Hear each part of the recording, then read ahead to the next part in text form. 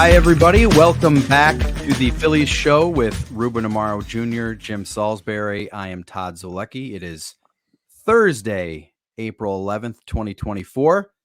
Guys, how are you? Doing well? Bueno. I love it. Oh, double buenos. This is fantastic. Solid. Phillies had a nice little road trip. They go 4-2. They win 2 out of 3 in D.C. They win 2 out of 3 in St. Louis. Some good starting pitching, some timely hitting, not a lot of timely hitting, but what kind of jumped out at you guys? What do you think about this road trip? Win series. That jumped out at me. Win series. Yeah, you win 2 out of 3 the rest of the way. Gonna set some records. That was very succinct, Jen. Very succinct. I'm striving to be succinct today. You don't want to elaborate? I'll elaborate. Got some good starts. Spencer Turnbull, nice job in that 5 spot. Continues to be a nice little story here, and they're going to need that. And I think the last 2 days the offense is kind of doing just enough to be 6-6. It's not caught fire yet. One of the things that jumped out on me the last few days is 16 singles, I think it was. No extra base hits the last 2 days in St. Louis, which is fine. I mean, it takes all different ways, but this is a lineup that is built to slug. I think the 3-game series, they were 26 hits, only 3 extra base hits. Right. Not alarming at all, but interesting. Not alarming because I do think the slug will come. And it's probably reasons why it is not there, that some of them that I believe Todd articulated in a story on MLB.com. But 6-6, 12 games in, I'm fine with it. No panic here, boys. No panic. So let's actually jump into this, because I think, and Ruben, you can jump in right away. So I thought there were 3 very illuminating comments from players and manager this week.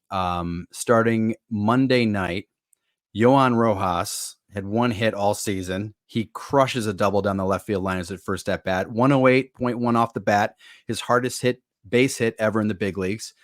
And kind of following up what we were talking about on Monday, guys being tentative on the bases and Johan Rojas also being tentative. I asked him, I said, do you feel like you've been a little tentative in the box as you've been trying to cut down your chase rate? And he said, I think that I was a little shy at the plate before. Right now, what I can do is be myself. Now, Tuesday afternoon, we're talking to Nick Castellanos, and he said, we asked him how his season's going. He said it's crappy, but he didn't say crappy. He said shitty. He said, yeah, shitty. Can we say that? Yeah, he did say that. Not? So he said, what was the worst part about it? What's the crappiest, shittiest part about it? And he said, I think I put too much stress on my chase percentages and wanting so much to swing at good pitches that I feel like I lost the whippiness and the looseness I had attacking the ball. I feel like I'm not getting my swing off. I'm like, all right, get him in the zone. Oh, it's in the zone. And I take a soft swing.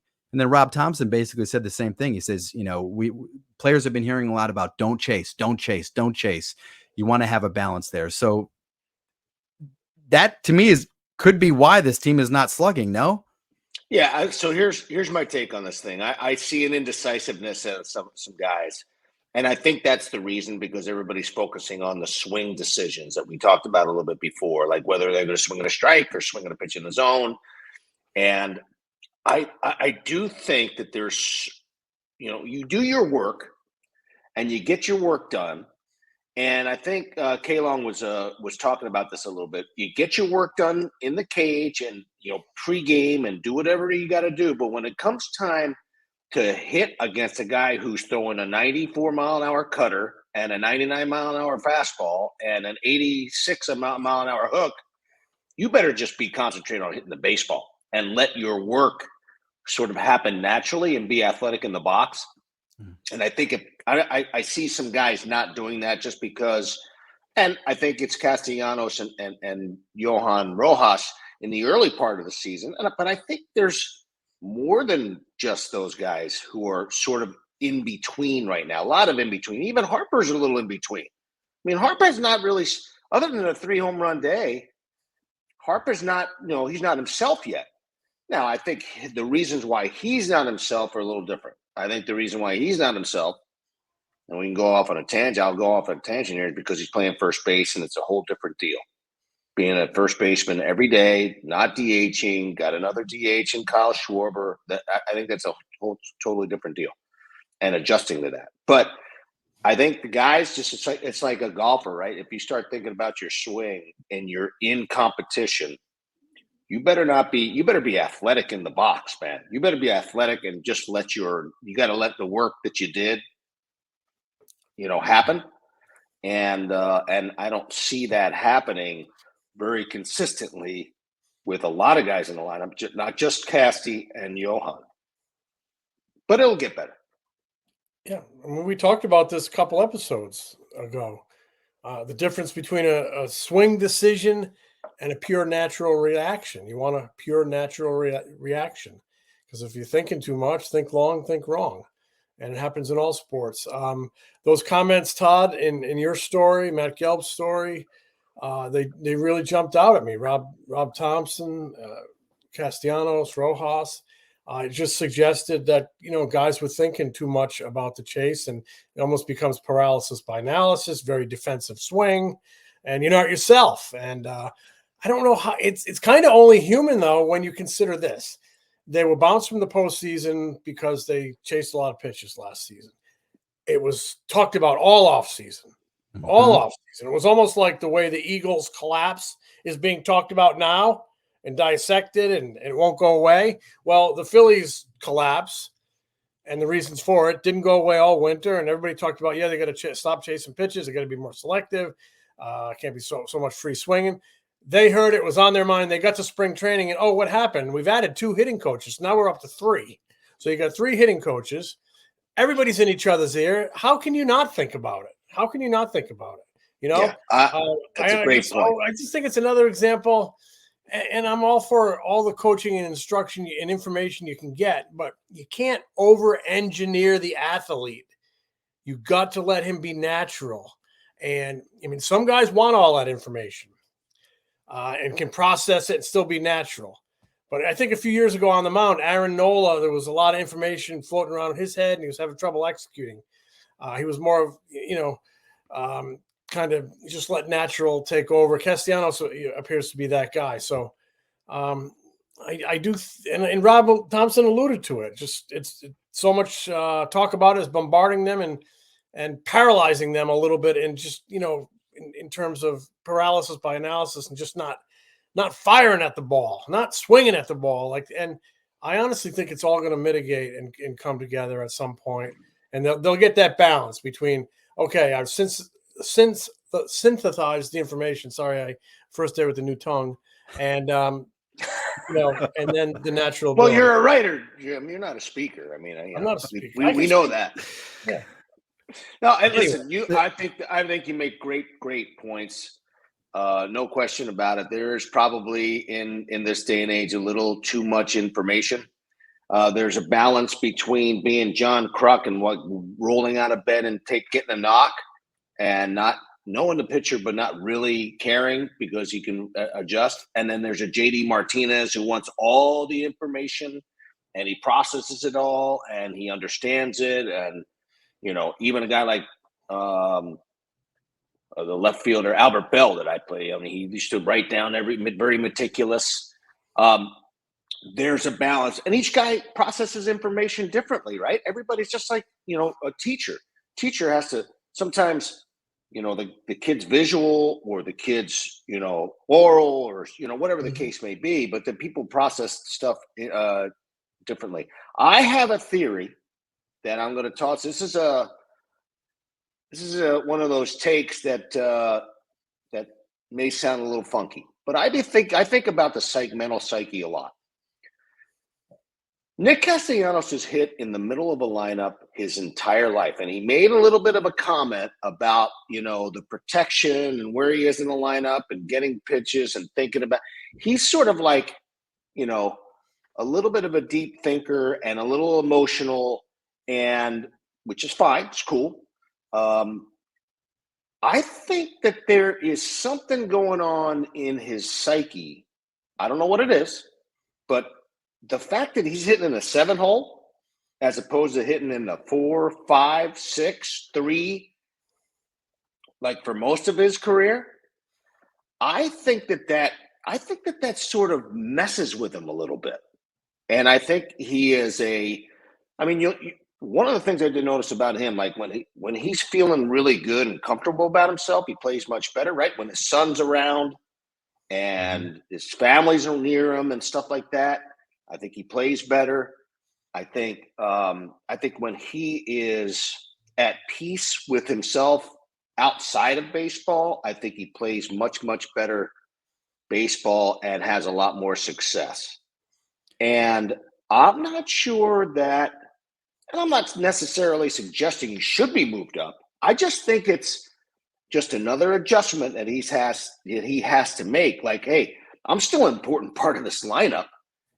I'm not in the 7 hole because Rob Thompson doesn't think I'm an important part of the lineup. I'm in the 7 hole because I haven't been as productive as I have been in the past. And there's other guys in this lineup who are productive and can be more productive. And that's maybe one of the reasons why. Plus, Rob Thompson might be wanting to drop him back there to give that back end of the lineup a little more punch. So that said, that's a little bit of a take that I have. I think it's an adjustment that he's going to have to make mentally and emotionally. And when he does, hopefully he does soon, and he's starting to do it now.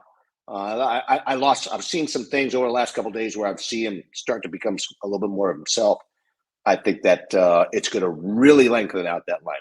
It was interesting that he said that, and I can tell you that he was not happy when he did get dropped down. I think it was early September last season. I think he dropped as far down as 8th in the lineup. Yeah. And then he hit 7th. He's been in 7th since opening day. I remember I asked him in spring training about that. I said, "You were not happy when you dropped down." He's like, "I was not happy. I did not like being dropped down." And he did make that comment. So it is an adjustment. The problem is boy, he's really going to have to start hitting and making better contact to move up in the lineup, because Rob talks a lot about how he likes Bohm and Real Muto up higher, especially Bohm, because he makes a lot of contact with runners on base. So it seems like it's a difficult path now that he's down there. How does he get back up? So, he's got to figure it out. Do you either gets back up, or he learns to live with it and love it. Yeah, right. Yeah, that's exactly right. I mean, you talk about lineup balance and having a little bit of thunder down low and bottom third. There are RBIs to pick up in that 7 hole. It doesn't have to be an unglamorous spot in the order. But so, would you consider, if you were the skipper, would you consider moving him up into the middle as a way to kickstart him and make him feel good and ignite some confidence, and maybe kickstart him by putting him in that really meaningful hole in the middle of the lineup where he has been comfortable in the past, or do you make him kind of earn it? What's the take there? It's a great question, and for me, it's a super question. And I think if he starts hitting the ball a little bit better, I feel like that kind of a move to move him up and to move, say, JT back out to 5 or 6 or something like that would have less of an impact on JT emotionally, because I don't think JT gives a crap where he hits. And maybe it makes him a little bit better. Maybe it makes him feel like he's more, I don't know, more important in the line, whatever.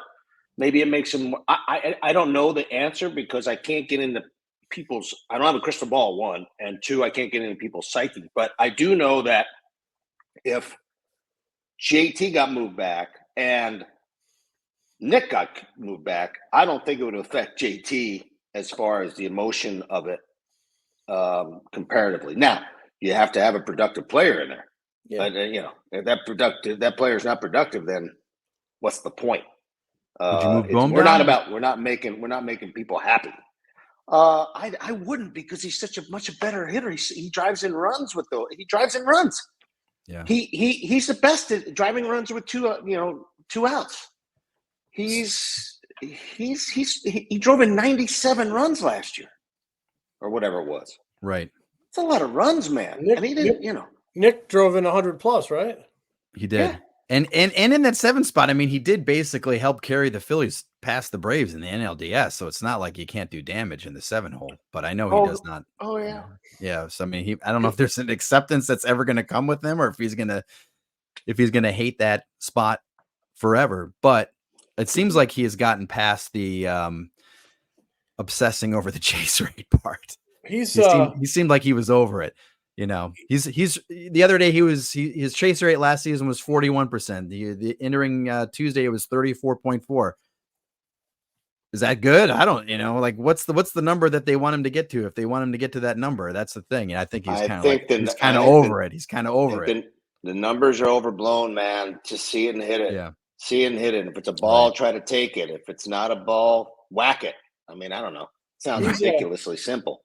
He's a streaky feel guy. And honestly, one of these days we're going to be sitting here and we're going to be talking about him hitting a bunch of 2-hoppers off the wall for about a week. He's going to get no hot. doubt. He's going to go nuts. He's going to be standing on second base all the time because he's hitting doubles. And, it's when he flashes that bat head, you can tell he's really confident. Like when he flashes that bat head, it's out there and the ball's boom. He'll get going at some point. And he's been a talented hitter for a long time, dude. He can hit.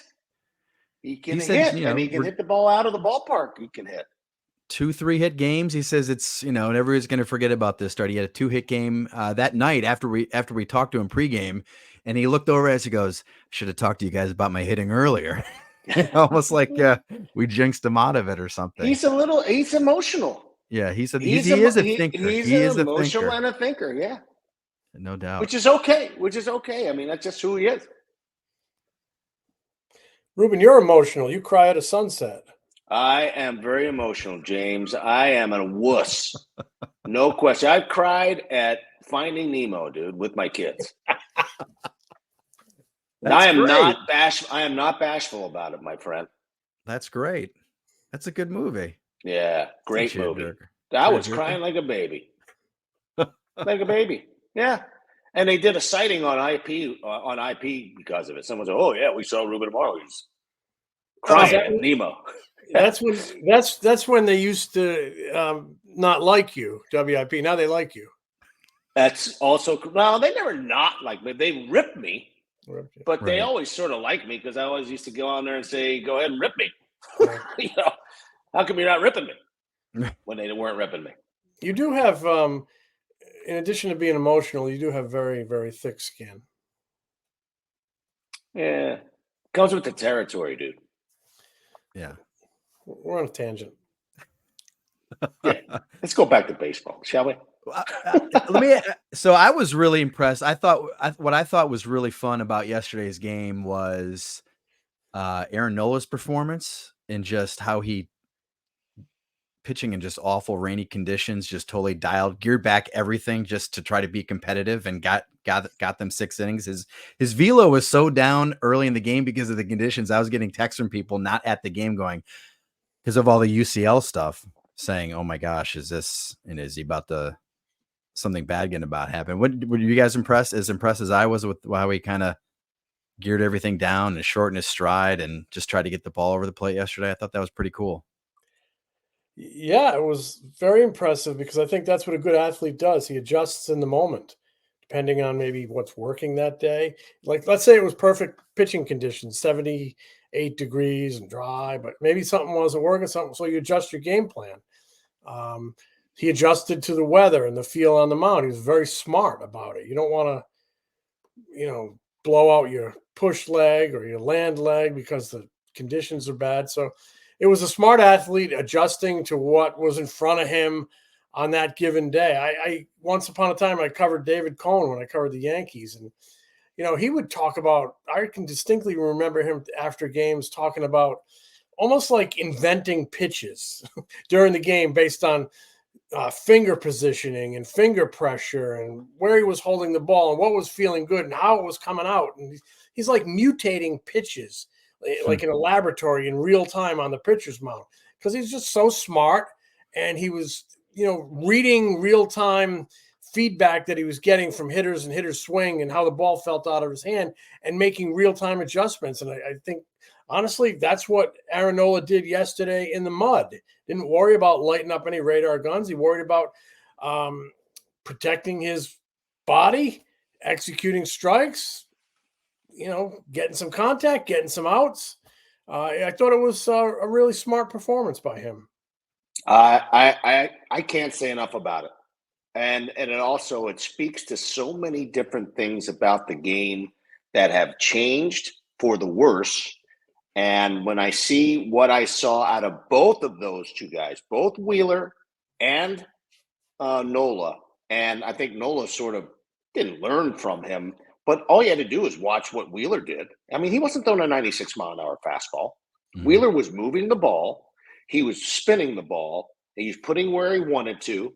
He wasn't dominating with like nasty, filthy stuff. Still had great movement. Got guys off the barrel. He figured out ways to get through, however many, he threw 7 innings? I mean, dude. And then Nola comes back and throws, what he did? Fantastic. And very, very, very few, if any, young pitchers can do any of this because they have to rely on their stuff. They don't pitch. They have to rely on their stuff. And if they have to rely on their stuff and they don't have it, guess what? They try to throw harder and then they try to spin it harder. And these guys went the other way, which is brilliant, and pitched and got people out. And so for me, that is as good a performance from both those guys when they didn't have their stuff to be able to keep the team in the game and give them a chance to win a baseball game. Now, was Nola's approach yesterday all dictated by the wet grounds, right? I think so because, listen, he could not drive. He could not step. He couldn't do – there's so many different things. I mean, you could put yourself in danger not just with your legs but with your arm if you're trying to, you never know what's going to happen when you're that slippery. Your base is so important in sports, whether you're hitting, whether you're pitching, whether you're, shooting a bow and arrow. I mean, your base means everything. Yeah, JT was saying that JT said he saw him slip a couple times during warm-ups while he was throwing. Yeah. Which is like so then he's super scary. Yeah. So if a pitcher blows out his push side groin, 3 months or more, I don't know, maybe more. Yeah. I mean, look what happened to Doc. Look what happened to Doc in the playoffs. Yeah, great point. San Francisco. I mean, he didn't have his stuff. He had to try to figure it out. Made a couple of mistakes, and it cost us. It wasn't because he wasn't trying to. I mean, Doc was being Doc, trying to pitch. It's so important to your push off the rubber. It grabs you every pitch. I remember Clemens had a couple that he had to shut down when he had a groin problem. Boom, he was sidelined. It's so important, your core and everything. You look at Hoskins; he had a core injury, and he just couldn't get through it. He had to have surgery a few years ago. It's thank goodness everything. They came out of that game in the mud okay with a win and a lot of health. That had to be Rob Thomas's biggest concern. I mean, every pitch. And I was watching from the booth. I got a good angle of it. I'm going, these are bad conditions. Bad. Like it was really puddling up. It reminded me of Game 5 a little bit. Game 5 of the 08 World Series. Terrible. Yeah, and JT's behind there catching he takes one in the neck the night before. Oh gosh. How about him? What a tough dude. He's a stud. I don't care what I can get canceled, but the man's a stud. Period. Well, what was great about that is he is so tough that while he was on the ground grabbing his neck, Garrett Stubbs just sat there and watched because he had every expectation that JT was going to get up and continue to play. Do you remember that? And at one point, all the infielders are yelling at Stubbs. He's coming out, and Stubbs is like almost in disbelief that no. He's going to keep playing. And they're like, no. He's actually is going to come out of this game because he never comes out of a game. Never, ever, and doesn't want to. And that's what you love about JT, man. I mean, I could not believe he was in the lineup. I will tell you that every single other player in baseball, none of them would have gone and played the next day, that next morning. They would not have done it. They played basically a morning game. Think about that for a minute. 12-15 game. Basically a morning game for these guys. Yeah. the And he next came day. back and played the next day. I He was asked. sick. He was walking by yesterday morning. I said, "Are you going to wear one of those dangly That's right. catcher things?" He says, "No, Paul Bookite, the trainer, always tries to get me wearing them." And he's like, "I would just get too much crap in the clubhouse, so I'm not gonna. I'm not wearing it." He's a tough son of a bitch, man. Yeah, he is. That's what I'm gonna tell you. He really is. So the Phillies are opening up a 10-game homestand beginning tonight against the Pirates. You got Jared Jones versus Ranger Suarez tonight. Old friend Bailey Falter versus Christopher Sanchez on Friday night. Marco Gonzalez versus Spencer Turnbull on Saturday, and then Keller versus Wheeler on Sunday. Friday. I hope Bailey Falter gets a nice ovation, because when I think of Bailey Falter, I think of the second half of 2022 after Zach Eflin, I believe, went down. He filled in a bunch of starts, and the team won a bunch of those starts. I think at one point he made like 6 in a row, and the team won all 6 of them. He got him to the middle innings, did his job. So he did a nice job for a very good team that year. Totally agree with you. He was like Christopher Sanchez's version of 22. I mean, Christopher Sanchez did the same sort of thing in 23, coming in and filling in and doing it. I mean, he was one of the most consistent guys for a while. So was Bailey Falter for maybe a couple of months. And so you got to give him a little love. Now, at some point, the team started to adjust on him, and he was struggled to throw strikes. But, I mean, he contributed, and it takes a village. Yeah, it was like, remember Vance Worley in 2011? He really stepped up after, I guess, Oswald went down, right? Blanton. Yeah, I mean, even a guy Blanton? Kyle Kendrick and Blanton and those kind of guys. I mean, contributors. Yeah, important.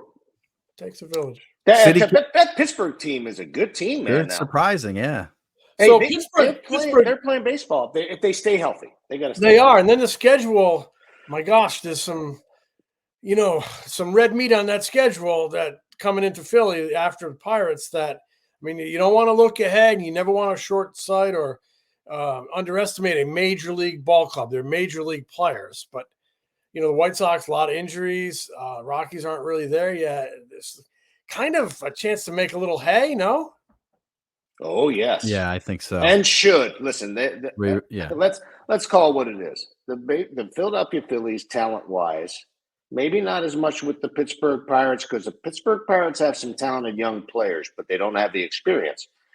On paper, they're a better club than all these clubs, and they should do some damage against these clubs. But this is baseball. They got to play good baseball.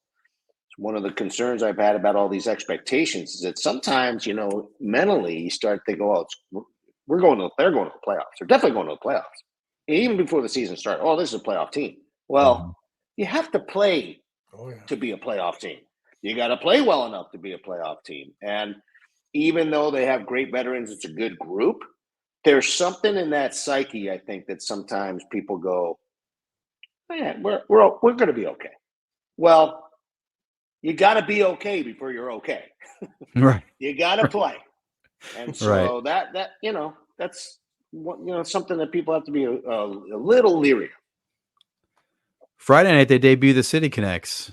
What do you guys think of those? Oh, yeah. I think the color scheme is actually not bad. I mean, listen, it's not – I didn't really understand the concept until I started to then now understand the concept. The concept is it's a connection to the city, not the team. And so there's no red, there's no maroon, so the color scheme and all that stuff, that's based on the city, the love patch, the writing about, Constitution, the font on it and stuff like that. And the flag, the Philadelphia flag and all that stuff, that's the color scheme. I mean, if you look at that in that context, that's okay. They have the hats are kind of cool. I like the hat. Love the hats. I think the hats are very cool. Spectacular. Yeah. And it's just an adjustment in your eyes and your thought process, Right. And the color goes back to the blue and gold when the Swedish colonized Philadelphia, I think in the 1600s. Really? Yeah, the Swedish folks were here. So in honor of that, I believe Matt Sundin is going to throw out the first pitch. This is the second week you mentioned a hockey player on the pod. He's a big hockey guy. Oh my Lord! You can't take it out of the hockey guy. And I think people know this. You can take him out of New England, but you can't take the New England out of Jim. I think people know this, Jim. Maybe not, but when there's rain delays at the ballpark, you'll look over and see when Jimmy's watching it. I swear to God, he's watching clips from like 1950 hockey highlights on YouTube. He's just going through goalies with no masks, goalies with no masks, or goalies with like a little like paper, like a cardboard mask over their face. Yep. Guys just pulverizing one another. That's how Jim Salisbury spends his time. Jim, do you like fights in the NHL or do you not like fights? I like them in terms of I don't like them, but I understand them in terms of accountability. Almost like a pitcher taking control of a game. Yeah, throwing up and in on somebody. Yeah, I think if you got a guy running around taking shots at people, it helps. I mean, I'm not gonna lie to you. Growing up watching hockey in the 70s and 80s, I listen to Chris Nyland's podcast. I love it, and he was an enforcer for the Canadians. Yeah, played with the Bruins, and I think it was part of the game, but I think it can still serve a purpose as a way of policing the game.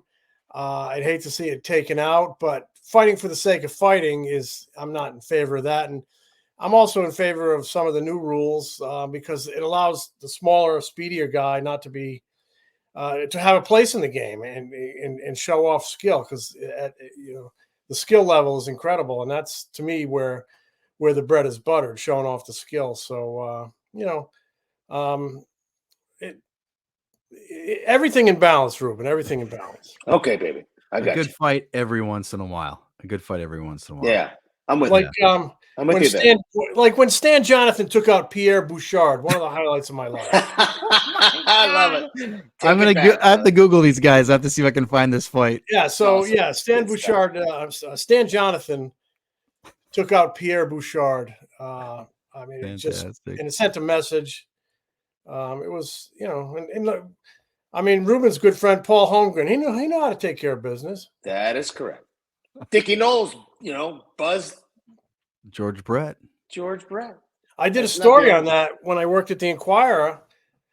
Really dove deep, as Todd likes to say. Took a deep dive. And talked to Brett. I talked to Knowles, Brett, and and everybody flat out said it changed the series. It changed. It took that series and turned it around. Speaking of writing, as we wrap this up, Jim Salisbury is going to be making a return to the press box next week, right, Jim? Yes. PHLY. You're going to be a contributor at PHLY. This is very, very exciting to see you back. Yeah, doing a little writing, with the cause. With the cause. Stuff. Hell yeah, with the cause. Just a little bit. All right. Just a wee bit, but I still, enjoy watching Ruben on NBC Sports Philly and hearing him on WIP and reading all your stuff on MLB.com. So it's a beautiful world. It's a beautiful world. It's a beautiful game. Guys, we'll do this next week. Appreciate it. Thank you so much for listening and watching the Phillies show. We are also on YouTube watching the Phillies show. Until next week. Thanks, everybody. Smell you later, Ruben. Smell you.